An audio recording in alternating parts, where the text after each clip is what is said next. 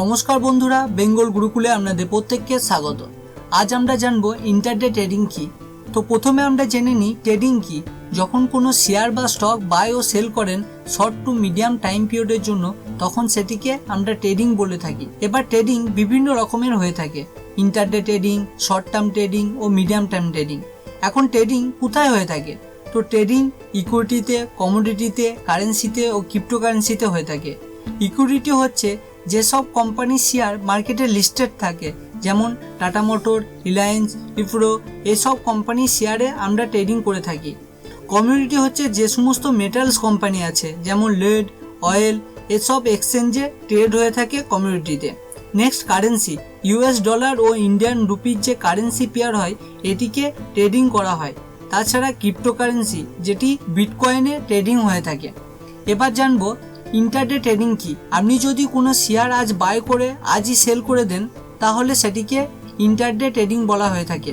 Intraday ট্রেডিংয়ে আপনি যদি কোনো শেয়ার বাই করেন তাহলে সেম ডেতে সেল করতে হয়।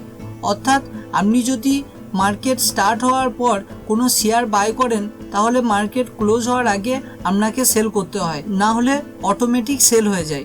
এখন ইন্টারডে ট্রেডিংয়ের কিছু অ্যাডভান্টেজ সম্বন্ধে জানবো।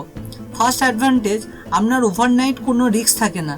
আজ প্রফিট লস যা করেছেন আজই সেটেল হয়ে যায়।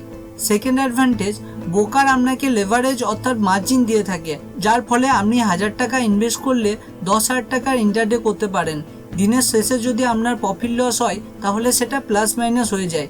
মনে করুন আপনি 1000 টাকা দিয়ে আজ ইন্টারডে স্টার্ট করেছেন, তো আজ 500 টাকা আপনার প্রফিট হয়েছে, তো দিনের শেষে আপনার 1500 টাকা অ্যাড হয়ে যাবে। থার্ড, আপনি বোথ সাইডে প্রফিট করতে পারেন। যখন দেখবেন কোনো স্টক ওপরে যাচ্ছে, তখন আপনি নিচে বাই করে ওপরে সেল করতে পারেন। আবার যদি দেখেন কোনো স্টক নিচে যাচ্ছে, তো ওপরে সেল করে আপনি নিচে বাই করতে পারেন। ফোর্থ, ইন্টারডে ট্রেডিংয়ে বেশ ভালো রকম রিটার্নস পাওয়া যায় যদি আপনি রিস্ক নিতে পারেন। শুরুতে সকলের লস হয়ে থাকে, বাট এক্সপিরিয়েন্স ও মানি ম্যানেজমেন্ট ঠিক করে হ্যান্ডেল করলে আপনিও ভালো প্রফিট করতে পারবেন। এতক্ষণ আমরা ইন্টারডে ট্রেডিংয়ের অ্যাডভান্টেজ সম্বন্ধে জানলাম। এবার আমরা জানবো ডিসঅ্যাডভান্টেজ সম্বন্ধে।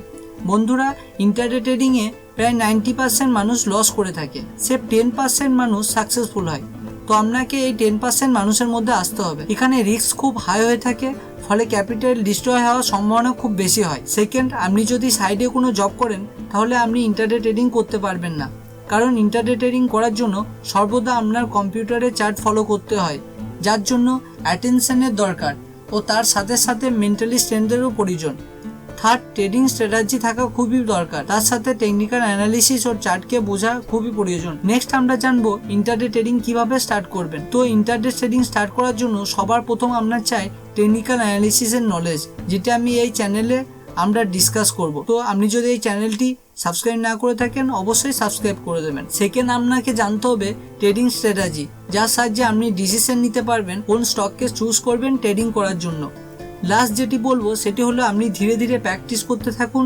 2 থেকে 3 মাস একটি হোয়াইট পেপারে লেভেল লিখতে থাকুন, কোথায় বাই করছেন, কোথায় সেল করছেন, এই বাই ও সেলের স্ট্র্যাটেজি কি, তাহলে খুব তাড়াতাড়ি আপনার নলেজ গ্রো করবে। তো আজ এ পর্যন্ত। যদি ভিডিওটি ভালো লাগে লাইক শেয়ার করবেন, আর যদি সাবস্ক্রাইব না করে থাকেন অবশ্যই সাবস্ক্রাইব করে দেবেন।